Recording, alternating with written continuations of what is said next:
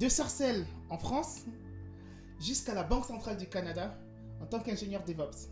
Puis, en tant que freelance, architecte, ingénieur DevOps Cloud. Et au final, pour terminer, entrepreneur et créateur d'entreprise. C'est l'histoire de notre premier invité sur Sofa Podcast, Edouard. Il va nous expliquer au final sa vision des choses sur l'entrepreneuriat, ce qui l'a conduit à faire de l'entrepreneuriat. On a toujours tendance à penser que les entrepreneurs font les choses pour eux. Mais il a vraiment quelque chose de particulier parce que sa vision d'entreprendre est vraiment différente. Il va nous expliquer comment au final, c'est l'observation des autres et le besoin de rendre service aux autres qui l'ont conduit à entreprendre. Vraiment, je vous invite à rester et à découvrir l'histoire d'Edouard Villevert. Bienvenue sur Sofa Podcast. Alors, bonjour Edouard. Salut Benny. Comment vas-tu? Ah, ça va super. Écoute, vraiment impatient de discuter avec toi aujourd'hui. Ah, en tout cas, bienvenue. Sens-toi à l'aise. Et écoute, sans plus tarder, on va aller. On a discuté un petit peu avant, mais présente-toi. Déjà, qui tu es, d'où tu viens, etc. Avant même de parler de ce que tu fais, déjà, voilà, qui tu es. Alors écoute, moi je m'appelle Edouard. Alors je suis haïtien d'origine. J'ai grandi à Saint-Martin, la belle île de Saint-Martin aux Antilles. Et puis très vite, à mes 12 ans, mes parents ont décidé de partir en France. On a atterri, j'ai mon rêve de la France où je voyais de la neige et du ski partout à dégringoler dans mon esprit lorsque j'ai vu en fait que je suis atterri à Sarcelles, dans la banlieue parisienne. Alors je peux que te dire le choc que j'ai eu. Et je crois qu'on appelle ça le syndrome de Paris. Donc beaucoup de Japonais ont ce syndrome-là lorsqu'ils arrivent à Paris et qu'ils sont comme « Oh waouh !» La désillusion totale. Exact, donc c'est ça. Donc, un garçon, deuxième garçon d'une famille de 4 garçons. Donc, Ok, d'accord. Donc tu grandis quand même avec un état d'esprit un petit peu de famille. J'ai envie de famille plutôt afro, quoi. On est très famille, entre frères et sœurs, etc. D'accord, ok. c'est une grande famille. Mes parents sont très famille. Et puis, c'est très important de respecter la famille, de passer du temps ensemble, de manger la nourriture de maman, pas manger dehors. Et donc, c'est très important de rester à la maison et puis passer du temps en famille. Du coup, je vais me poser une question. Pourquoi le Canada, du coup? En France, tu avais la famille. On va dire que j'avais envie de voler de mes propres ailes, essayer quelque chose à l'extérieur, découvrir de nouvelles choses tout simplement. Donc, le Canada, j'ai décidé d'émigrer donc au Canada à la fin de mes études. Je me suis dit, je vais partir juste 1 an, histoire d'avoir une expérience étrangère, mais surtout pratiquer mon anglais que je voulais vraiment pratiquer vu mes compétences en informatique. Ouais. C'est vrai qu'on a tendance, toujours, surtout nous en France, c'est l'un des plus gros problèmes qu'on a, la langue. Alors on a toujours des connaissances en anglais un petit peu scolaires, mais c'est vrai que l'une des plus belles façons et la manière la plus efficace d'évoluer très vite en anglais, c'est c'est d'aller vivre au moins 2, 3 mois, 4 mois, voire 1 an dans un pays où ça parle vraiment en anglais, quoi. Et maintenant, du coup, tu es entrepreneur. Donc maintenant, on va aller sur ce que tu fais aujourd'hui. Ouais. Comment ça commence? Tu arrives au Canada. Alors effectivement, c'est une longue histoire, mais pour la faire vraiment courte et surtout engageante pour ceux qui nous écoutent aussi là. Je suis arrivé donc il y a 11 ans à Montréal en 2014. En fait, j'arrive vraiment, pas vraiment d'ambition particulière. Je viens surtout pour travailler. Donc j'arrive à trouver très vite un emploi. 1 mois plus tard, je prends quand même le temps. Je suis dans un nouveau pays, j'essaie d'en profiter, j'essaie de sortir. Voyage à New York à côté, voyage à Toronto, voir les chutes du Niagara. Donc j'ai fait quand même pas mal de petits voyages, je me suis quand même promené un petit peu. Et puis bon, il a fallu travailler parce que les économies commençaient à s'écouler. Et puis je commence donc une petite compagnie, ils sont 4 développeurs, une petite boîte d'une 20aine de personnes. Donc en gros, je faisais du développement Java, j'étais développeur Java. D'accord, dans la tech quoi. Dans la tech. Donc très tôt, tu es dans la tech tout de suite. D'accord. Oui, tout de suite. J'ai fini ma maîtrise en informatique en France. Je suis arrivé ici pour travailler dans la tech en tant que développeur. Donc, je commence avec ça. Donc, je fais ça pendant 3 ans. Mais pendant que je fais ça, il y a quand même un événement marquant qui arrive très vite là et qui va me marquer à jamais, en fait. C'est quelques mois, en fait, lorsque j'arrive. C'est le décès de ma grand-mère, en fait. Et le décès de ma grand-mère, en fait, ça m'a vraiment chamboulé. Parce que j'étais un peu timide, j'étais peut-être même naïf. Et je peux même dire qu'on me définissait comme la personne de gentille. Et donc, du coup, tu rigoles parce que tu sais très bien ce que ça veut dire quand on dit que tu es gentil. Donc, Je sais très bien, ouais. arrivé ce moment-là, et la décès de ma grand-mère, et puis ça me touche beaucoup. Et puis, je décide en fait d'aller aux funérailles en Haïti. Et c'est vraiment un moment qui va me marquer à vie, là. Parce que là, je me rends compte que j'ai qu'une vie, en fait. Et que je me suis surtout rendu compte que qu'est-ce qu'on va dire de moi si je mourrais. C'est les termes que j'ai dit tout à l'heure. Ah, d'accord. Édouard était gentil. Donc vraiment Donc, l'élément déclencheur, quoi, pour toi, du coup. ouais, c'était D'accord, ok. vraiment le moment que je me suis dit, écoute, Édouard, mets-toi au sérieux. D'accord, tu es dans un nouveau pays. D'accord, tu veux découvrir, mais quand même, essaie de laisser ta marque. Essaie de laisser vraiment quelque chose en arrière lorsque tu as fini de travailler, lorsque ce que tu veux faire sur cette terre, en fait, sur cette vie, en fait. Et Ah ouais. vraiment, ça a été vraiment le début de pas mal de choses.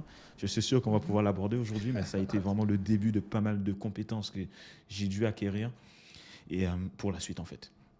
Donc, après ça, donc, que c'est arrivé, je commence à travailler sérieusement et puis je change d'emploi. Je travaille pour la Banque nationale du Canada. Ah, Et bien. à la Banque nationale du Canada, je commence à faire plein de beaux projets. Et en fait, je réalise l'un des plus gros projets pour la Banque nationale. C'est C'est très bien, ça. vraiment, je mets en place la signature électronique. Vraiment. Ah Donc, je ne sais ouais. pas si notre auditoire connaît DocuSign, mais vraiment, j'ai mis ça en place de A à Z. Oui, c'est... Et Alors, en fait, j'ai nommé ma communauté les sofapreneurs. Ils sont quand même au fait de la tech, donc oui, je pense qu'ils doivent connaître DocuSign. Ou sinon, ben oui, voilà, ils iront regarder. Pas de problème. exact. Mais c'est bien parce qu'en fait, c'est un parcours. Alors, c'est pas terminé, hein, mais au final, déjà là, on a un contraste quand même très fort. C'est-à-dire de Sarcelles en France à la Banque du Canada, quoi. Enfin, à la Banque centrale du Canada. Donc, c'est très fort déjà là. Oui, effectivement, c'est très fort. Bah, je ne sais pas si j'ai envie de dire c'est un coup de chance, c'est pas vrai. Je te cache pas que même l'élément déclencheur qui m'a fait quitter mon emploi, mon premier emploi de 3 ans, c'est, je ne sais pas si je peux le dire vraiment en public et comme ça, mais en revenant de vacances, mon boss qui me demande, écoute Edouard, est-ce que c'est le Club Med? Et là je dis, non, qu'est-ce que tu veux dire par là? Et puis je lui dis, non, pas du tout. Et il dit, écoute, j'ai l'impression que tu travailles pas assez, tu devrais vraiment te mettre au sérieux. Et là, cette gifle, en fait, il a vraiment tapé mon ego, tout simplement. Et à partir de ce moment-là, en fait, je me dis, je pense que mon temps est arrivé, il faut vraiment que j'aille Ah ouais, chercher. c'est le patron qui t'a dit ça comme ça. Ouais, ça m'a, je te cache pas, j'espère qu'il n'entend pas cette discussion-là, mais C'est en quelle année? c'est, c'est en 2017. En 2017. En 2007, il y Donc, a des managers qui parlaient comme ça, quoi. Tu pourrais dire en effectivement. 2002, j'en dirais ok. 2017, quoi. Écoute, Ok. donc ça a été vraiment l'élément déclencheur, là. Je me suis dit, écoute, je pense que mon temps est fait, et là, je me mets vraiment à chercher férocement à trouver un emploi. Donc, je me mets vraiment à réapprendre. Tu sais, l'interview dans la tech, c'est quand même quelque chose. Là. Il faut vraiment faire des exercices, etc. Donc, je me remets à faire ça vraiment à fond. Et puis, j'arrive à tomber, en fait, pas directement à la Banque nationale du Canada, mais en fait, je tombe dans une entreprise de consultation. Donc, ils me prennent en consultant pour travailler pour eux. Et D'accord. en tant que permanent chez eux, en fait, je suis embauché à l'interne dans la compagnie de consultation et ils me placent donc à la Banque nationale du Canada pour ce projet de signature électronique. Donc vraiment, c'est un projet vraiment majeur. Ils veulent vraiment s'assurer que les gens fassent ça de manière correcte, mais surtout qu'après le projet, il n'y a plus personne qui va pouvoir continuer. Donc vraiment, c'est un projet qui dure 6 mois, 1 an, et l'objectif, c'est de mettre ça en place. Donc le projet se termine avec brio. Et en fait, j'ai tellement bien réussi le projet que la banque décide de m'embaucher chez eux, de me prendre de la compagnie de consultation Ok, et d'accord. m'embaucher en Une interne. internalisation, comme on dit Une dans le, internalisation. dans le jargon. D'accord. Exactement. Et c'est comme ça que je me retrouve à travailler Donc encore en général, c'est 3 ans une de plus belle plus. plus-value, etc. Et tout ce qui va avec. Tu signes un bon contrat. Exact. D'accord. Ok. Donc ça, à partir de là, en fait, je travaille pour la Banque nationale du Canada. Je mets en place d'autres projets, là, un projet de partage de documents. Donc, si tu as envie de partager tes documents avec ton conseiller bancaire, tu ne l'envoies pas par courriel. S'il vous plaît, ne faites pas ça. Je pense qu'en termes de sécurité, on est tous bien au fait qu'il ne faut pas envoyer des documents confidentiels par courriel. Donc, on met en place un espace sécurisé. On utilisait le produit d'IBM qui s'appelle Box. Et à partir de cet outil, on est capable de déposer des documents, le conseiller de déposer ou de récupérer. Donc, à partir de ce gros projet encore, ça me fait beaucoup de visibilité à la Banque nationale du Canada. Et puis, je me retrouve à manger avec le VP TI de la banque. Vraiment, il m'invite dans un resto. Enfin, Un resto, je ne sais même pas si on peut appeler ça un resto, c'est gastronomique, quoi, le truc. Hein. C'est à l'intérieur de la banque, carrément, il y a tous les VP, ils ont le droit de manger dans un resto super huppé. C'est un chef 4 étoiles qui cuisine pour eux. Et vraiment, c'est un espace où tu rentres là-dedans, dans l'étage, il y a plein de petites pièces. Et dans chacune de ces pièces, il y a quelqu'un qui mange, tu vois. Et les pièces sont bien fermées, etc. Il y a un garçon qui t'amène ta boisson, tu demandes ce que tu veux, il te l'amène. Donc je me retrouve à manger avec lui. Et là, il me demande du feedback, comment ça s'est passé, c'est quoi mes enjeux, mes défis. Et en fait, il m'écoute particulièrement, en fait. Et grâce à lui, en fait, on met en place un gros projet majeur à la banque.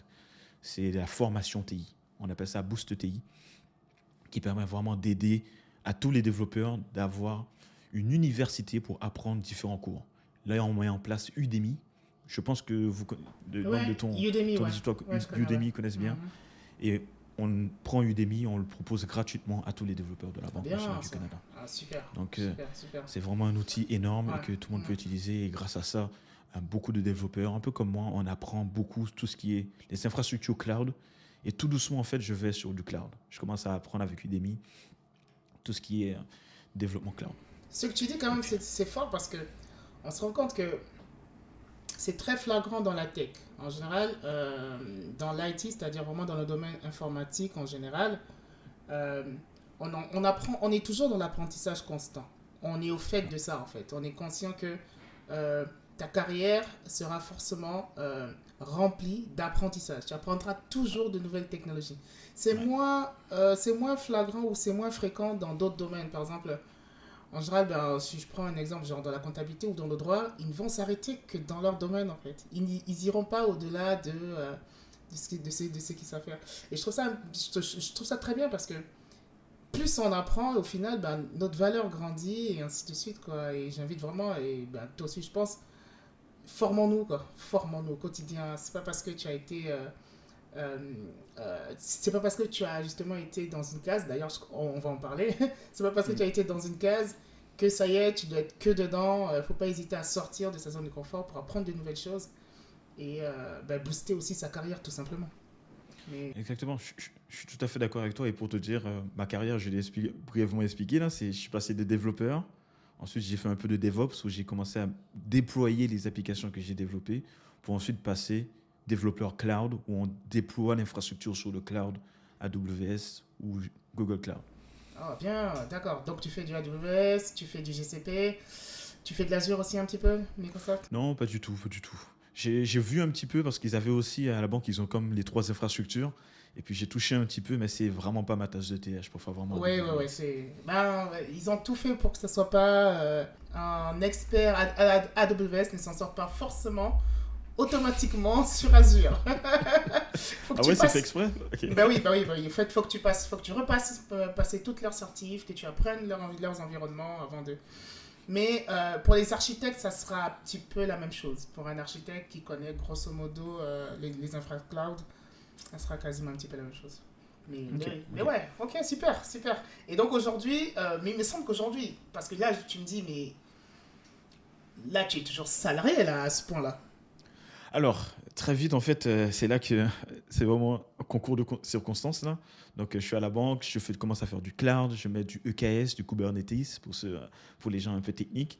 Et puis, ça va bien. Et puis, à un moment donné, je me rends compte de ma valeur, en fait. Et je me dis, écoute, Edouard, tu commences à faire économiser des millions parce que je commence à voir les projets passer, je vois les dépenses, je vois vraiment l'investissement et les ROI qui sont apportés. Et je me dis, écoute, Edouard, je pense que quand même, par rapport à la valeur que tu apportes, je pense que tu pourrais aller chercher mieux ailleurs. Et en fait, je me dis, écoute, je pense avec mon expertise, cela fait maintenant presque 8 ans, 7 ans, 8 ans que je travaille. Je me dis, écoute, je pense que c'est le moment, Edouard, de voir qu'est-ce que tu vaux sur le marché et d'aller en tant que consultant. Évidemment, lorsqu'on est dans la tech, on est bien développeur, mais on veut toujours aller plus loin. Hein. Et donc, du coup, je commence à regarder. Et puis, je regarde et je me dis, OK, tu sais quoi, je me lance parce que ce ne sera jamais le bon moment. Et malheureusement, je me lance exactement le 3 mars 2020.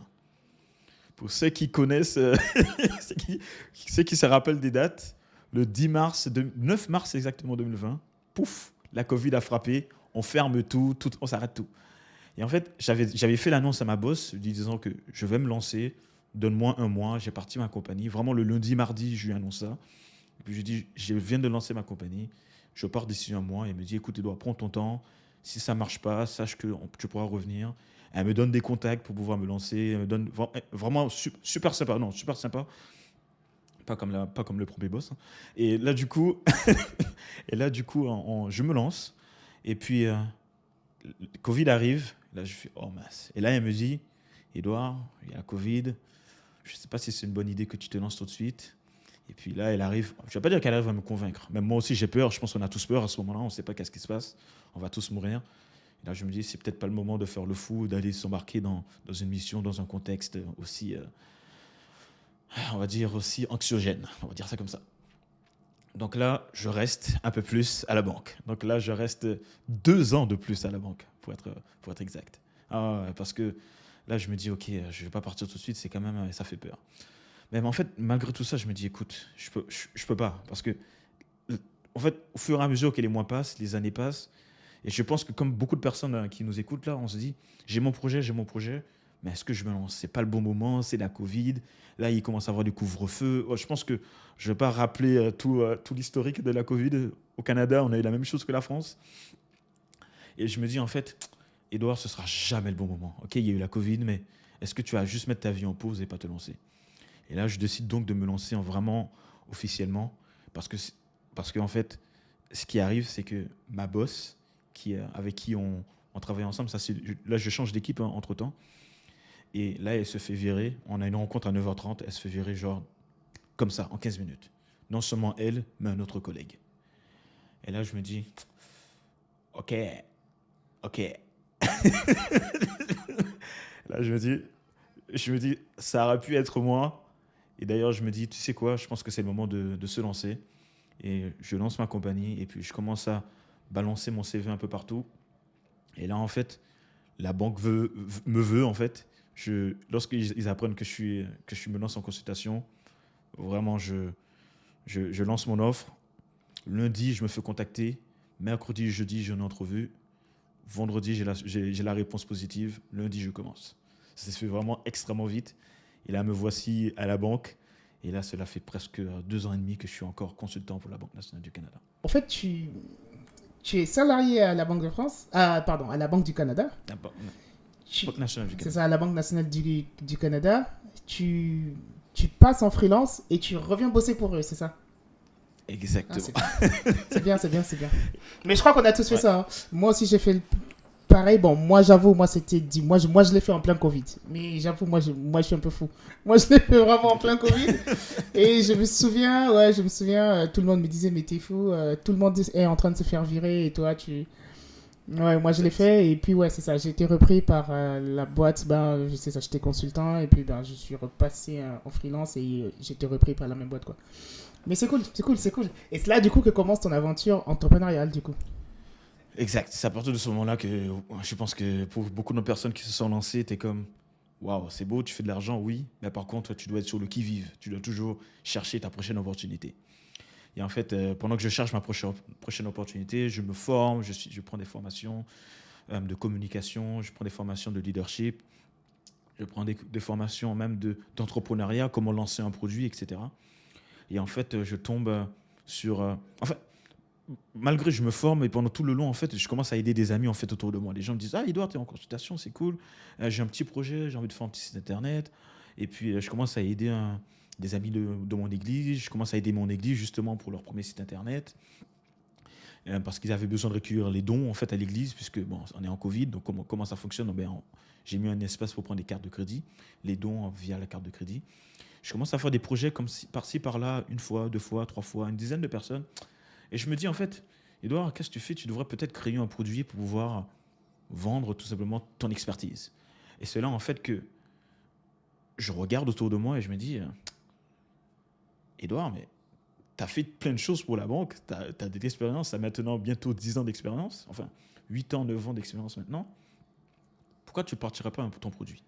Et c'est là, en fait, qu'est né Meriaki. Donc, Meriaki, en fait, c'est vraiment le produit que j'aurais aimé avoir pour moi, le produit que j'aurais aimé avoir pour les personnes que j'ai aidées jusqu'à présent. C'est vraiment un outil vraiment tout en un qui permet de gérer vraiment toute ton infrastructure, tout ton écosystème. C'est vrai que tu commences l'entrepreneuriat en passant en freelance, mais du coup, c'est suite vraiment à une expression d'un besoin personnel et d'un besoin de ton entourage, en fait, que tu crées ta première boîte. Exactement. Donc vraiment, je prends cet outil et vraiment pour donner une idée à notre auditoire, là, c'est vraiment, tu pars ta compagnie, qu'est-ce que tu as besoin? Tu as besoin d'un site internet. Donc déjà, il a fallu que je mette des sites internet pour les personnes. Ma plateforme permet de faire ça. Ensuite, tu as besoin d'un email. Donc, je peux configurer un email sur la plateforme. Tu as besoin d'un numéro de téléphone professionnel. On est capable de l'avoir sur la plateforme. Maintenant, une fois que tu as ces 3 choses-là, tu vas dire c'est le plus important. Mais non, après, il y a plus loin. Une fois que tu as un numéro de téléphone, tu as besoin de pouvoir gérer les appels. Si plusieurs personnes t'appellent et que tu rates l'appel, qu'est-ce qui se passe? Tu le rappelles après, tu me diras.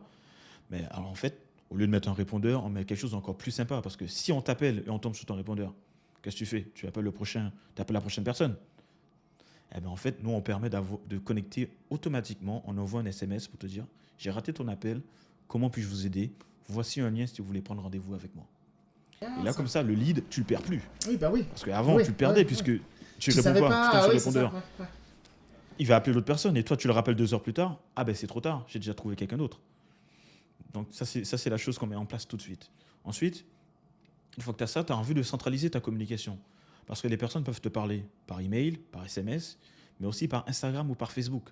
Donc là, la plateforme permet de centraliser le tout. Donc une fois que tu as ça, tu es content. Mais après, tu dis, j'ai envie de prendre rendez-vous avec la personne. Comment tu fais ça? Tu es obligé d'avoir un calendrier en ligne. Parce que sinon, si tu dis, tu es disponible quand? Demain, 7h, non, pas 7h, non, 9h. Oublie ça. Ah, je dois annuler, etc. Non. On permet d'avoir un calendrier directement en ligne pour prendre rendez-vous avec des relances automatisées. Et si tu veux annuler ou modifier ton rendez-vous, tu peux le faire facilement d'après tes disponibilités. Donc, une fois que tu as ça, tu es content, tu arrives au rendez-vous, et puis tout se passe bien. Là, tu as envie d'envoyer un contrat et tu as envie que le contrat soit signé. Donc, forcément, je mets en place la signature électronique avec un contrat où tu es capable de signer. Et comme tu sais déjà mettre la signature électronique, pour toi, c'est évident. C'est évident. Donc, j'ai mis en place ce contrat. Et ensuite, une fois que tu as fini le contrat, tu as envie d'envoyer une facture. La facture, tu fais comment? Tu envoies une facture en ligne. Tu peux payer avec ta carte de crédit le même projet que j'ai mis dans mon église. Donc là, je me dis, OK, la personne est contente. Le projet se passe bien, il a payé, et ensuite, tu veux son avis. On est capable de récupérer son avis également. Donc, c'est bien. De manière automatisée, une fois que le rendez-vous est terminé. Et ça, c'est Meriaki. Donc, ainsi de suite. Et ça, c'est Meriaki. Je permets de faire vraiment toute cette chaîne, plein d'étapes, petit à petit, que tu fais. Au début, tu as juste besoin d'un site, mais ensuite, tu as besoin de plein de choses en arrière pour pouvoir assurer un service de qualité et bien servir tes clients. Mais en fait, de ce que je me rends compte, c'est que et ça va être un petit peu, je crois, l'essor même de l'entrepreneuriat. C'est-à-dire que tu viens résoudre vraiment un problème. Et donc, du coup, tu te bases vraiment sur les... Pour le coup, là, tu t'es basé vraiment sur des faits, quoi. Sur des faits concrets de ton entourage, en fait, au final. Exactement. Et là, ça vient vraiment parler d'un concept que j'aime beaucoup dire. Ouais, c'est l'empirisme. C'est ça, justement. Tu m'en as parlé, je me suis dit, oulala, mais pourquoi il vient me parler de concepts philosophiques? Moi, je ne suis pas une chaîne philosophique. Mais je retiens une phrase que tu m'as dite, je l'ai notée. Je retiens une phrase que tu m'as dit, tu me dis les faits comptent plus que les idées. Oui. Vas-y, pour le coup, développe. Oui, en fait, c'est qu'il y a plusieurs personnes qui ont plein de théories. Tu as envie de monter ta business, tu as envie d'avoir un projet, tu as envie de perdre du poids, tu as envie d'avoir confiance en toi. Tu as plein d'idées pour le faire. Mais le truc, c'est que les idées, c'est bien, mais l'action, c'est encore mieux. Et en fait, vraiment, je pars un peu de mon exemple. C'est que depuis que je suis arrivé à Montréal, j'ai eu pas mal d'idées. On a tous des idées pour faire un truc. Mais en fait, si tu démarres pas, il ne va rien se passer.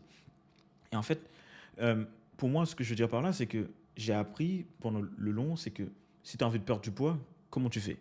Les gens vont dire, oui, tu fais un programme de diète ou bien peu importe. Là. Mais commence, essaye sérieusement pendant plusieurs mois.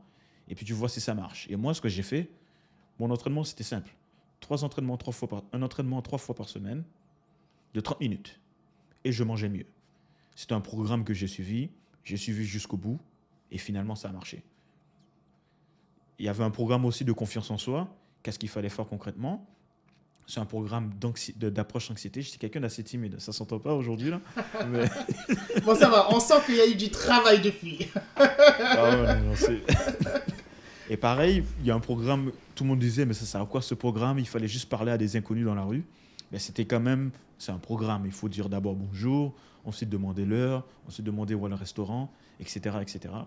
Et ce programme, les gens me disaient, mais ça sert à quoi et tout? C'est des idées folles. J'ai juste suivi le programme et ça a marché. Donc pour moi, les idées, sans les actions concrètes, sans les faits, bah, c'est juste des idées. D'accord, ok, ok. Et en fait, j'ai vraiment l'impression que c'est un fil conducteur au final de ta vie d'entrepreneur, quoi. C'est-à-dire que tu te bases vraiment sur les faits pour construire ta carrière d'entrepreneur. C'est très fort, en fait, en réalité, hein, ce que tu dis. Exact, exact, parce que comme je l'ai dit tout à l'heure avec les différents points différentes fonctionnalités de ma plateforme, c'est vraiment qu'est-ce que j'ai besoin? J'ai besoin de ça, ok, ben je le mets en place, et puis je l'applique pour moi, je l'applique pour mes clients, et ils sont contents. Et ainsi de suite, tu as plusieurs problèmes qui vont s'enchaîner. À chaque problème se cache un autre problème derrière. Donc vraiment, tu as peut-être le problème de pouvoir commencer l'entrepreneuriat, juste commence. Tu vas voir, il y a d'autres problèmes encore qui vont arriver, et tu vas juste les résoudre petit à petit. La vie, c'est une succession de problèmes que tu dois juste résoudre avec ton expérience ou en te tirant d'expérience d'autres personnes. Oui, parce qu'en fait, pourquoi j'insiste sur ce point-là? Parce que tu as beaucoup de gens qui vont juste te dire, non, dans la vie, il faut juste commencer. Commence et puis ça va venir. Et c'est vrai.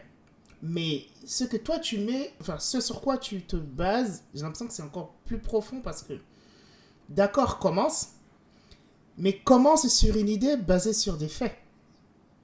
C'est Exact. ça le truc. C'est pas Exact. juste quelqu'un qui va se dire, je vais juste, enfin, j'ai une idée et on m'a dit de commencer, je commence.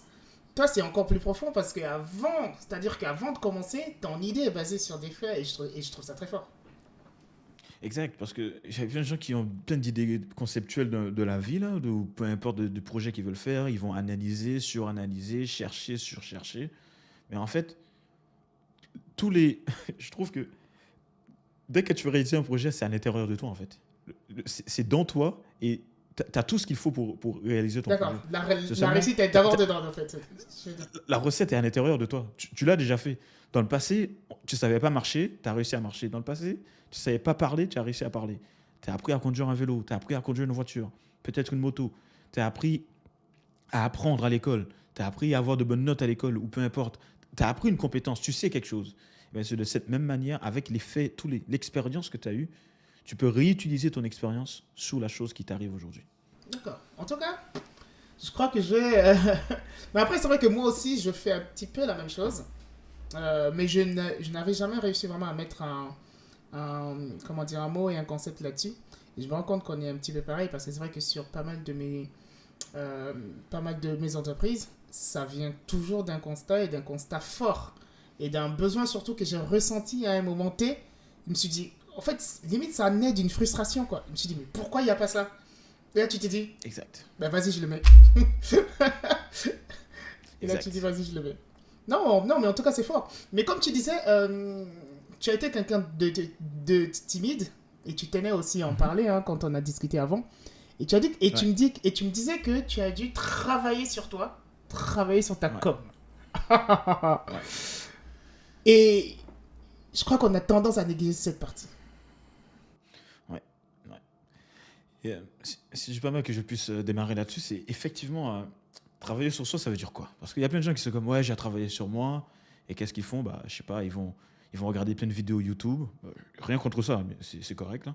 Je vais travailler sur moi, qu'est-ce que je vais faire? Bah, je sais pas, je vais juste marcher. C'est pas une mauvaise chose non plus.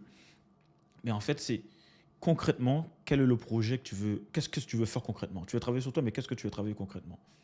Ben, moi, dans mon cas, c'était la communication. Et la communication, pour moi, c'est extrêmement important. Je pense aujourd'hui, on est en train de communiquer.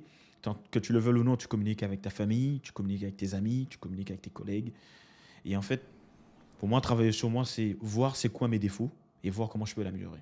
Je savais que j'étais quelqu'un de timide. Je me suis dit, il faut que j'arrive à dépasser cela. Ça m'a aidé en partie le programme d'anxiété que j'ai pu mettre en place. Ça m'a permis tout simplement de pouvoir avoir des conversations one-on-one ou euh, tête à tête avec une personne. Alors, attends, Et en fait, juste, attends, juste, je vais t'interrompre là-dessus. Tu as dit que tu as fait un programme. C'était un programme payant? c'est un programme gratuit, totalement Gratuit en gratuit. plus, d'accord, ok. Ouais, Vas-y, gratuit. vas-y, continue. Mais justement, parce que les gens pensent que c'est gratuit, parce que tu l'as vu sur Internet, et comme, oh, écoute, ça vaut rien. Et beaucoup de gens, d'ailleurs, négligent justement les programmes gratuits, pensant que ça va rien comme c'est apporter, mais gratuit, ils du sont coup, c'est prêts pas bon. à dépenser, c'est ça, alors qu'ils sont prêts à dépenser peut-être 500 000 dollars sur un projet qui en fait reprend le programme gratuit. Mais c'est quelqu'un qui l'a mis en place, ce programme, qui a marché pour lui. Donc encore une fois, je reviens encore une fois, les faits et les actions, l'empirisme. C'est que si ça a marché pour lui, ça te coûte à quoi de l'essayer? Peut-être ça marchera pour toi ou peut-être Et pas. au final, Et si ça marche pas, t'essayes autre chose. ce n'est pas le programme, c'est surtout la détermination qu'on a qui va C'est la faire le truc. détermination. Et c'est pour ça que là, c'est un autre concept que j'ai, mais peut-être on va pouvoir l'évoquer Ouais, dans notre jour. Restons sur la C'est com. vraiment exact. Donc, quel que soit le programme que tu fais et sur la communication, quel que soit le programme que tu fais, tant que tu y mets la détermination, de l'attention et de l'effort, tu vas y arriver. Pour moi, quoi qu'il en soit, tu vas apprendre quelque chose. Tu vas peut-être pas atteindre l'objectif final, mais tu vas apprendre quelque chose tout le long et tu vas savoir qu'est-ce qui ne marche pas pour toi et qu'est-ce que tu peux essayer d'autre. Et tu ne restes pas à stagner. Donc, dans ce sens, dans la communication, comme je suis quelqu'un d'empirique, même mes études, je les fais en alternance. Donc pour moi, cela venait depuis très longtemps, le fait de faire du concret. Et, ouais. Et j'ai entendu parler de ce principe, de ce club qui s'appelle Toastmaster. Donc pour ceux qui ne connaissent pas, Toastmaster, ce n'est pas un endroit où on va faire des toasts. Non, ce n'est pas ça du tout. C'est vraiment, c'est vraiment un endroit où on apprend à faire des toasts. C'est vraiment des toasts en public. Et en fait, c'est un programme, une fois par semaine, on se rencontre, ça dure 1 heure. Et des gens random, des gens aléatoires, viennent et ont des rôles spécifiques et parlent pendant 1 heure. Okay? Donc, des personnes font des discours, des personnes font des évaluations, des personnes animent la rencontre, et 1 heure comme ça toutes les semaines. Et en fait, c'est extrêmement pratique, parce que tu arrives, tu fais un discours, et tu as tout de suite une évaluation, quelqu'un qui va t'évaluer ton discours, donner une appréciation, et les gens autour de toi vont te donner les choses que tu as bien faites et les choses que tu peux améliorer. Et de cette manière, semaine après semaine, que tu parles ou que tu regardes des gens parler, tu vois les erreurs, tu vois comment ils s'améliorent et ça te permet de t'améliorer. Donc encore une fois, ça revient encore avec le principe d'action et d'empirisme. En voyant les gens, comment ils font pour s'améliorer, toi-même en essayant des choses que les gens ont fait, tu t'améliores et au fur et à mesure, semaine après semaine, mois après mois, j'ai amélioré ma communication. D'accord, ok. Et au final, c'est quand même impressionnant parce que franchement, même moi, avant de commencer les réseaux sociaux, avant de commencer Sofa Podcast, je pensais que c'était simple. Vraiment, je pensais que c'était simple de communiquer parce que, comme tu as dit, on parle avec tout le monde. On échange avec sa famille, avec ses collègues, etc. Et donc, je pensais vraiment que c'était simple de communiquer. Mais on ne se rend pas compte à quel point c'est pas évident de communiquer. Et surtout, et plus encore, on veut atteindre un certain niveau, des fois, dans notre vision d'entrepreneur, on veut atteindre des niveaux hauts, mais on ne se rend pas compte de l'exigence dans la communication que demande un certain niveau social, en fait. C'est-à-dire qu'un directeur d'une grande entreprise, un responsable politique très influent, c'est des gars, en fait, ils sont imbattables en communication. Et nous qui sommes en bas, on pense que, ouais, mais lui, il raconte. Je crois qu'on ne se rend vraiment pas compte. Je crois qu'on ne se rend vraiment pas compte de ce que représente la com dans les compétences globales, en fait, dans l'ensemble des compétences d'une personne, quoi. C'est juste énorme. Pour moi, c'est. Je ne sais pas à combien de pourcentage on pourrait l'estimer, mais je ne serais pas étonné qu'on dise que la communication, c'est 50%, quoi. Tu vois, par exemple. Ouais, pour moi, la communication, c'est primordial. Là. La communication, c'est vraiment véhiculer une idée, véhiculer une émotion à quelqu'un, véhiculer vraiment le fait qu'il puisse agir aussi sur l'idée ou l'information que tu lui donnes. Effectivement, tu as parlé des personnages politiques et des entreprises. Effectivement, eux, tous leurs mots, tous leurs gestes, toutes leurs actions sont calculés pour inciter une action envers toi, sur toi. Et je pense que tu as parlé de communication pour Sofa Podcast et même pour ma compagnie. Toute ma communication est basée pour t'inciter à peut-être regarder ma compagnie, peut-être considérer mon service et peut-être travailler avec moi, collaborer avec moi. Donc toute communication, tout ce que tu dis est pour susciter une émotion chez la personne, susciter une émotion de confiance, de confiance. C'est vraiment que tu es quelqu'un avec qui tu pourrais travailler. D'accord, ok. Non, en tout cas, c'est très bien. Très bien, moi j'apprends aussi, hein, et ça m'inspire aussi. Donc c'est des domaines forcément que je vais devoir aussi travailler moi-même, tu vois, pour te dire. Ouais. Mais Ouais. c'est très fort. Alors, en discutant aussi, tu m'as parlé d'un d'un autre point, c'est le leadership. Et encore une fois, voilà, tu m'as lancé une punchline. Franchement, je me suis mis à... non, franchement, ouais. Je me suis mis à... Je me suis mis à réfléchir là-dessus. Mais avant déjà, est-ce que tu te considères un bon leader? Écoute, je peux pas dire oui et je peux pas dire non. Je veux dire que je suis un leader en apprentissage. Je pense que le leadership, ça, t'atteins jamais le niveau ultime là, t'es jamais parfait. Et pour moi, un leader qui dit qu'il est bon, il a atteint le niveau ultime, c'est pas un bon leader. Parce D'accord. que le leadership, pour moi, c'est vraiment pouvoir aider les autres à atteindre leurs objectifs. C'est un peu ça ma définition de leadership. C'est D'accord. aider les autres à atteindre un objectif que eux ils se sont fixés. Alors, justement, et tu fais la passe. Tu m'as dit une phrase. Tu m'as dit... Non, mais c'est fou, hein. Parce que tu m'as dit, et vraiment c'est une punchline, tu m'as dit, ta valeur vient du fait que tu donnes de la valeur aux autres. Je trouve ça juste génial. Oui, effectivement, je pars du principe que quelqu'un a de l'influence, quelqu'un a de la valeur, quelqu'un est important selon ce qu'il est capable de pouvoir donner aux autres. Alors, la valeur vient du fait que tu donnes de la valeur aux autres. Alors, pour moi, c'est vraiment extrêmement important. Et pour te donner une idée par rapport à ça, c'est ma valeur, par exemple, en tant que père de famille, Mhm. vient du fait que je suis capable d'aider ma femme à pouvoir vivre confortablement, en sécurité et pouvoir s'occuper de la maison. Exemple. Imaginons ma valeur en tant que père, par exemple, c'est un bon père, c'est quelqu'un qui est capable tout simplement d'assurer la survie de ses enfants, l'éducation, leur sécurité. La valeur d'un CEO, c'est sa capacité tout simplement à pouvoir aider d'autres entreprises, à pouvoir aider des personnes du commun de mortels, d'avoir des bons services, un bon produit. Mhm. Donc pour moi, c'est comme, je pense que je n'ai pas envie de rentrer dans un terrain glissant avec par exemple Elon Musk. Elon Musk, sa seule valeur, c'est du fait qu'il est capable de produire un véhicule électrique qui roule avec une autonomie décente, avec un bon produit de bonne qualité. C'est juste ça qui fait sa valeur aujourd'hui. Et bien, pour moi, c'est un peu la même chose. En tant que leader, notre valeur vient du fait que qu'est-ce qu'on est capable d'apporter aux autres. Donc, pour que les autres ont de la valeur, il faut que tu leur donnes quelque chose qui a de l'importance, qui coûte cher en fait.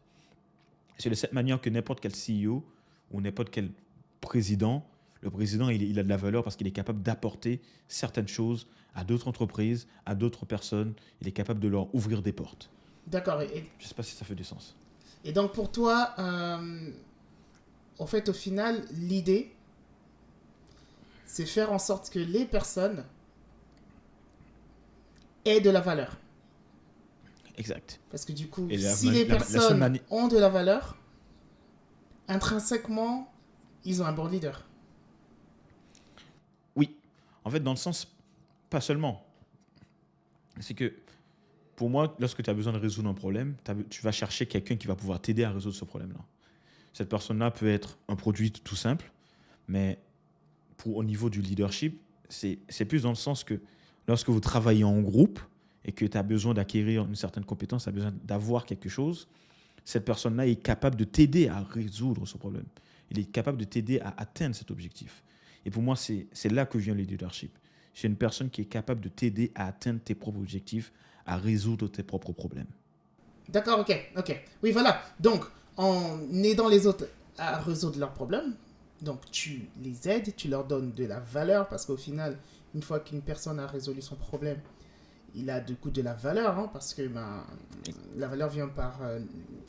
il aura travaillé, il va gagner de l'expérience, son problème sera résolu. Et comme tu auras donné de la valeur à cette personne-là, de l'extérieur, on se dira, comme les personnes qui sont sous son management ont de la valeur, certainement, Exact. le leader est bon, en fait.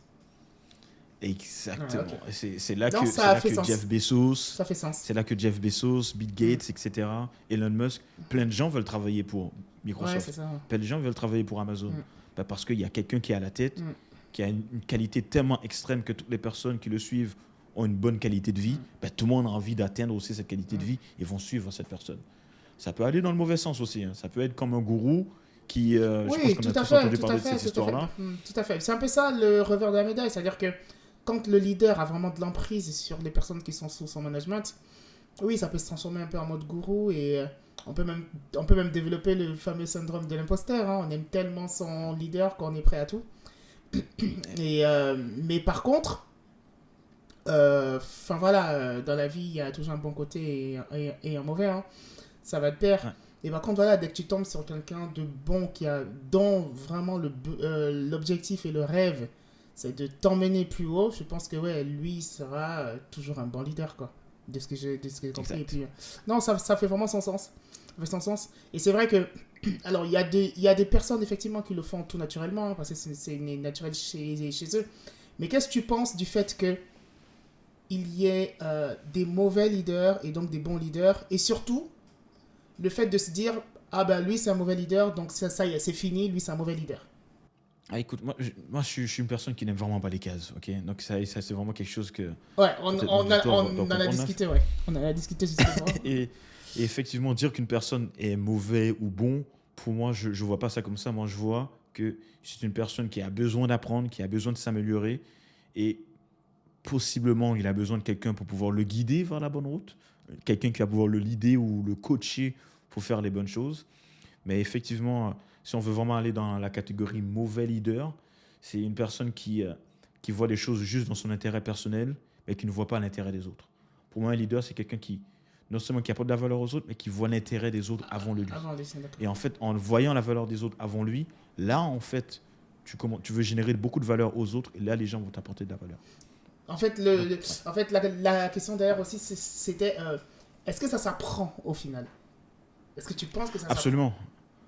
Moi, je pense que oui. Je pense que oui. C'est-à-dire que qui quelqu'un qui aujourd'hui peut-être qui a du mal dans son management, qui a du mal dans son leadership, dans l'entrepreneuriat, il n'arrive pas à canaliser ses employés, etc. Machin. Est-ce que ça s'apprend au final à prendre le temps sur soi pour apprendre à, je sais pas moi, à devenir un meilleur leader quoi, que ce qu'il est? Oui, je trouve que oui. Et d'ailleurs, ça commence déjà par savoir pourquoi tu le fais. Ok. Donc, si tu veux être un leader, pourquoi tu veux être un leader? Est-ce que tu veux être un leader pour les mauvaises raisons ou pour les bonnes raisons? Moi, je pars du principe que si tu essaies de le faire pour les bonnes raisons, dans le sens aider les autres, apporter de la valeur aux autres, et juste aider les autres tout simplement, pour moi, si tu pars dans cet état d'esprit, tu vas être une personne qui va vouloir apporter de la valeur, qui va pouvoir permettre que les gens finissent mieux qu'ils sont aujourd'hui. Donc, tu veux vraiment qu'ils aillent dans le progrès, dans la croissance. Donc, pour moi, c'est ça. Si tu le fais pour ces bonnes raisons, ces raisons-là, tu vas sûrement faire des erreurs parce qu'on n'est pas parfait. Mais au moins, les gens vont voir ton authenticité, vont voir tes efforts et vont voir ce que tu veux faire réellement. Mais par contre, si tu le fais pour les mauvaises raisons, non seulement tu vas être catégorisé comme un mauvais leader, mais surtout que les gens vont non seulement plus vouloir te suivre, mais ta réputation va être extrêmement impactée. D'accord, ok, oui, oui, et ça fait du sens. Et ça a du sens totalement. Euh, ouais, ok. Et, mais c'est un peu dommage parce que. Pourquoi j'en parle? Parce que dans l'entrepreneuriat, on souffre beaucoup de ça, tu vois. En général, on veut entreprendre. Comme tu as dit, on a une idée. Ça se trouve, on veut résoudre un problème. Mais très peu sont préparés à se dire, ben, attention, je vais devoir monter une équipe. Je vais devoir les manager. Je vais devoir être, entre guillemets, leur boss. Alors, il y en a qui ont des attitudes naturelles. Hein. C'est des meneurs d'hommes. Ils arrivent à rassembler du monde, à les, comment dire, à les convaincre, à suivre une cause, etc. Mais d'autres, c'est un peu plus compliqué. Comme tu as dit, il y en a qui sont timides, peut-être pas les meilleurs communicants. Et c'est là en fait où on se dit, bah, il y a un truc à faire. Comment, là, comme ça, un entrepreneur qui nous regarde, il peut se dire, bon, ouais, il faut vraiment que je travaille sur moi et il faut que je travaille un petit peu sur, sur mon leadership, sur ma façon de... Surtout quand on a des objectifs d'arriver à un certain niveau, quoi. Alors, c'est une excellente question, en fait. Et Toastmaster revient à la rescousse. Et Toastmaster, qu'est-ce que ça m'a appris? C'est non seulement un programme de communication, mais aussi un programme de leadership. Comment ça fonctionne concrètement? C'est qu'un club est dirigé et managé et géré par un comité de club. Il y a un président, il y a un directeur des relations publiques, qui fait la publicité, un directeur de recrutement, un directeur de la formation des membres, un trésorier, une secrétaire, un huissier. En fait, toutes ces personnes-là s'assurent que une rencontre Toastmaster Junior se passe bien. On prévoit aussi des activités, etc. Il y a des concours qu'on doit préparer également. Donc, moi, qu'est-ce que je me suis dit, parce que je voulais améliorer mon leadership, ben, j'avais toujours peur en fait de passer manager, parce que c'est toujours la prochaine étape côté développeur, passer manager. Manager ou Ça team m'intéresse. leader. Ouais. T'as tout compris. Et là, je me suis dit, c'est pas pour moi, je préfère rester dans la technique, parce que les managers, ils ont souvent tendance à savoir rien de la technique, te dire des choses et ils ne comprennent pas. Donc je me suis dit non, je suis bon technique, je vais rester dans la technique. Et en fait, dans ce sens, lorsque j'étais à Toastmaster, je me suis lancé dans la présidence. Donc vraiment, mon objectif était de gérer un club de 20 personnes avec mon équipe de 7 personnes. Et là, je peux vous dire que gérer des personnes qui sont dans un club où ils payent de l'argent pour y être, où tu n'as pas le moyen de les encourager avec l'argent ou peu importe, là, tu peux juste les encourager via leur objectif. Ouais. Pourquoi ils sont venus dans le club, qu'est-ce qu'ils voulaient accomplir, Ouais. ils veulent accomplir leur leadership et comment les accompagner, les aider à atteindre leur objectif sans leur donner une tape sur le dos ou peu importe, parce qu'ils ont payé pour être là. Et c'est des adultes également. Ouais. C'est fou. Donc, ce que tu dis. J'ai fait... C'est intelligent et c'est vraiment très insight en fait ce que tu dis. Pourquoi? Parce que pareil, il y a quelques années de ça, justement, j'ai fait des cours sur le leadership dans une organisation en France, le CRC, le Centre de Réveil Chrétien. Et justement, il nous parlait de ça, qu'en fait, tu as plusieurs types de management, mais l'un des managements les plus compliqués, c'est le management dans les associations. Parce que justement, tu n'as pas de pression de salaire sur les personnes que tu manages. Parce qu'en général, c'est facile de manager dans une entreprise, dans un groupe où les personnes sont là pour gagner leur pain. Parce que tu as une petite pression, un petit peu, j'ai envie de dire, financière sur ces personnes-là. Clairement, entre les lignes, ça va être fait parce que c'est moi qui te paye, quoi. Alors que quand tu es dans l'associatif et que les personnes sont là parce qu'elles aiment une cause, elles aiment quelque chose, donc tu es obligé d'aller vraiment chercher des vraies compétences managériales pour le coup, des vraies compétences managériales, parce que ça va bien au-delà. Tu dois communiquer une vision, tu dois communiquer un objectif, tu dois communiquer tu dois tracer un plan et ils doivent te suivre, etc. Donc oui, c'est beaucoup plus compliqué, mais c'est le meilleur management du coup, de ce que je comprends. Exact, et c'est extrêmement difficile parce qu'en fait, je suis président, je ne peux pas faire d'actions concrètes, c'est eux qui doivent faire les actions concrètes. Et non seulement ça, non seulement je me suis lancé dans la présidence, et l'année d'après, je me suis lancé en tant que directeur de secteur. C'est-à-dire, je devais manager 4 présidents de club. Ah ouais, d'accord. Et là, je peux te dire que manager des présidents qui, eux, avec leur équipe, qui sont démotivés, etc., c'est encore beaucoup plus difficile. Ah ouais. Et là, tu commences à réaliser certaines choses quand tu vois des fois tes anciens boss qui faisaient pas qui faisaient pas des trucs, enfin, qui avaient des comportements un petit peu bizarres. Et là, tu commences à te dire, ok, d'accord, en fait, au final, c'est pas si simple. Exact, parce que en haut, j'avais aussi ma directrice de division qui m'imposait des objectifs. Et je devais imposer ces objectifs à plus bas. Et en fait, comme je disais tout à l'heure, c'est le leadership, lorsque tu passes manager, c'est une cascade d'objectifs qui descend. Mais en fait, et moi, mon objectif, c'est comment je peux aider la personne en bas à atteindre ses objectifs. Parce que s'il atteint ses objectifs, j'atteins les miens. Si j'atteins les miens, mon boss atteint les siens, etc. etc. Non, en tout cas, c'est très bien ce que tu dis. Et ça montre vraiment, au final, que tu as quand même bien creusé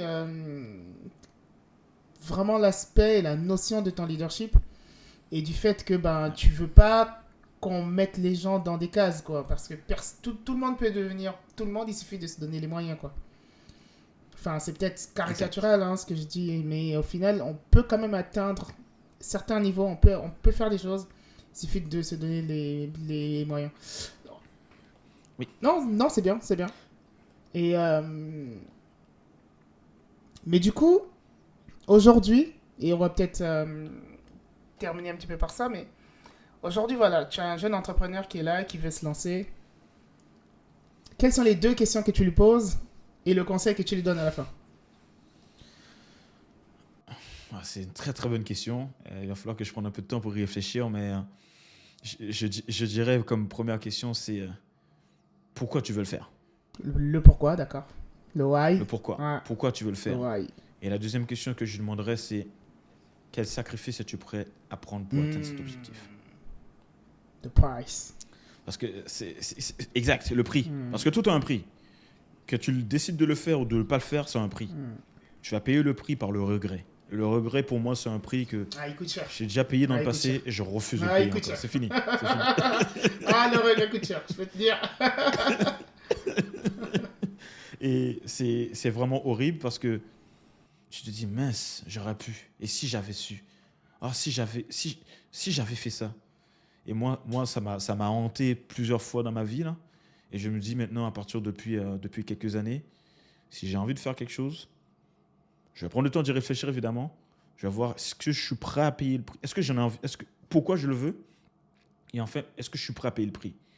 Si je suis prêt à payer le prix, go, j'y vais, j'aurai aucun regret. Mais si je ne suis pas prêt à payer le prix et que je ne le fais pas, je vais me dire, je ne voulais pas payer ce prix-là. Je vais peut-être le regretter. Parce que des fois, le prix qu'on ne veut pas payer, c'est peut-être juste la peur. Parfois, c'est juste le regard des autres. L'inconfort. Parfois, c'est juste le jugement, l'inconfort. Mais ce prix-là, c'est rien, en fait. C'est rien par rapport au prix final de le projet que tu auras pu réellement accomplir, l'impact que tu auras pu avoir, ou tout simplement l'argent que tu auras pu récolter dans tout ce que tu auras pu faire, en fait. D'accord, ok, non, très bien, très bien.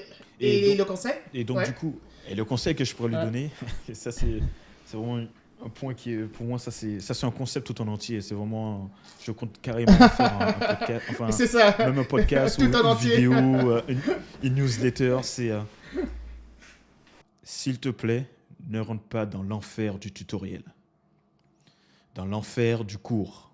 Parce qu'en fait, tu as envie de faire ton projet, tu es comme, ok, je vais prendre un cours. Si tu commences si tu prends le cours, prends-le, mais commence en même temps.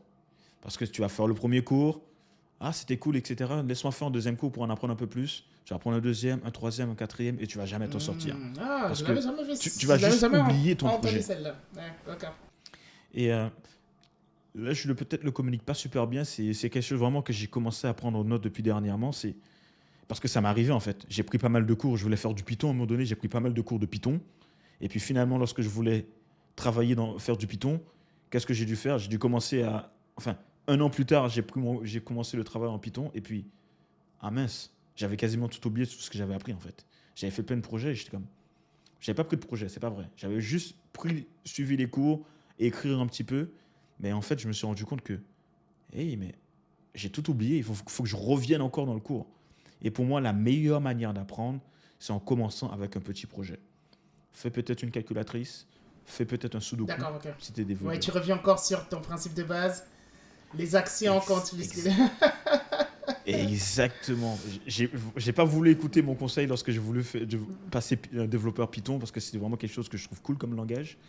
Et j'ai passé des heures et des heures, des semaines même, mais parce que j'avais pas pratiqué, j'ai dû retourner là-dessus lorsque j'ai commencé le travail parce que c'est des concepts que tu apprends une fois, tu as écouté une fois, mais tu l'oublies au bout d'une semaine, tu oublies au bout d'un mois. Donc, c'est ça que je donnerais comme conseil. Mais est-ce qu'au final... Si tu prends un cours, commence en même temps. Mais est-ce qu'au final, le fait de vouloir prendre un cours ne traduit pas un peu... ça traduit pas un petit peu le manque de confiance qu'on peut avoir, quoi? C'est-à-dire, en fait, quand tu commences une aventure, tu as peur. Enfin, c'est vrai qu'on a tendance à penser que les entrepreneurs, c'est des warriors, hein, c'est des gars. Non, c'est des êtres humains, d'accord, c'est des êtres humains. Et oui, ils ont peur aussi. Il y en a, tu te lances dans un truc, oui, tu as peur. Donc, la facilité, la porte de sortie, c'est quoi? C'est, je vais essayer de me former parce que tu te dis, je connais pas, etc.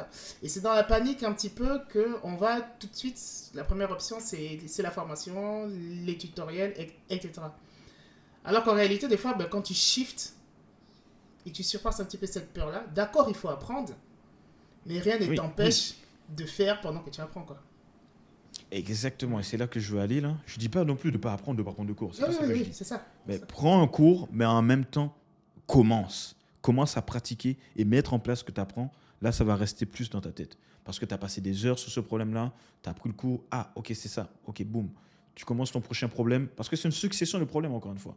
Tu commences ton projet, tu as un problème, tu ne sais pas par quoi commencer. Prends le cours qui va te dire juste comment commencer rapidement et tu commences. Une fois que tu as commencé, il y a un autre problème encore qui va arriver. prends le cours qui va te dire comment y arriver. Et au fur et à mesure, ces successions de problèmes et de résolutions que tu as te permettent de pratiquer, de construire quelque chose. Et j'ai même envie d'aller plus loin, et c'est ce que je suis en train de faire aujourd'hui, de documenter tous tes apprentissages l'écrit. Tout au long. L'écrit. C'est Parce qu'encore une fois, l'écrit et l'apprentissage, ça va cimenter vraiment tout ce que tu as appris. Ça va vraiment le garder en tête et tu vas le garder vraiment indéfiniment. Vraiment. Et c'est vraiment ma méthode d'apprentissage, l'écrit. Je suis certain que beaucoup d'entre nous, le fait d'écrire permet de réfléchir. Et de il y a des garder idées, ça il y a des vraiment idées en de pratique. projets qui ont été abandonnés juste parce qu'en écrivant, tu t'es rendu compte que ça valait pas le coup, quoi. Exact. L'idée seule, elle était géniale. C'était une start-up à plusieurs milliards d'euros. Quand tu as commencé à écrire, tu te rends compte que, en fait, au final, non. Quoi, tu vois. Et, ok, non, mais ça marche. C'est très bien. En tout cas, c'est très enrichissant. Mais du coup, alors, comment on peut te suivre? C'est quoi l'actualité? Alors moi, comment on peut me suivre? On peut me suivre tout simplement sur mon LinkedIn où j'écris tous les jours justement mes apprentissages, mes leçons et mes victoires. Donc Edouard Villevert sur LinkedIn. J'ai aussi ma compagnie Meriaki que j'ai évoquée tout à l'heure. On est sur Facebook, on est sur Instagram, meriaki.solution. On est également sur LinkedIn. D'accord. Donc vous pouvez nous Tu suivre. tu m'enverras les liens, je les mettrai. Oui, pas de problème. Donc suivez-nous et puis ça nous fera plaisir de non seulement vous aider à démarrer votre projet, parce qu'on a justement une offre exceptionnelle où on vous offre carrément votre site vitrine et un calendrier pour prendre vos rendez-vous avec vos clients. C'est vraiment une offre vraiment promotionnelle qu'on fait aujourd'hui à Sofa Podcast. Donc, s'il vous plaît, vous pouvez nous contacter et puis ça nous fera plaisir de travailler avec vous et de démarrer votre projet. En tout cas, merci Edouard. C'était vraiment, vraiment, vraiment très enrichissant. Je pense que voilà, pour tous les sofapreneurs, ça va être une pépite. Une pépite. Merci beaucoup. Yes, ça marche. Alors, vraiment un échange très riche avec Edouard. C'était un plaisir en tout cas de l'avoir. Vous avez pu en tout cas entendre et vraiment le suivre pour comprendre ce que lui pense et sa vision des choses sur l'entrepreneuriat. N'hésitez pas à me dire dans les commentaires ce que vous en pensez, s'il y a des concepts qui vous ont parlé plus que d'autres, etc. Et aussi, partagez-nous vos expériences. Comme vous savez, en tant que sofapreneur, on est une communauté et on est là pour partager ensemble. N'hésitez pas à liker, à partager et à commenter la vidéo. Et je vous dis à la prochaine sur Sofa Podcast. Let's go!